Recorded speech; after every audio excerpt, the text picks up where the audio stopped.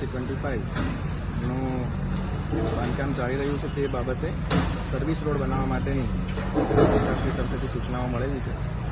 તે અન્વયે service lane બનાવવામાં તથા બાકીની યુટિલિટી લાઇન માટેની જગ્યાઓ ખાલી કરવા માટે ટાઉન પ્લાનિંગ સ્કીમ જે મંજૂર થઈ ગયેલી છે તેમાં એફપી પ્લોટની બહાર જેમણે બાંધકામ કર્યું છે કે દબાણ કર્યું છે તેઓને હટાવવાની કામગીરી આજરોજ કરવામાં આવી છે.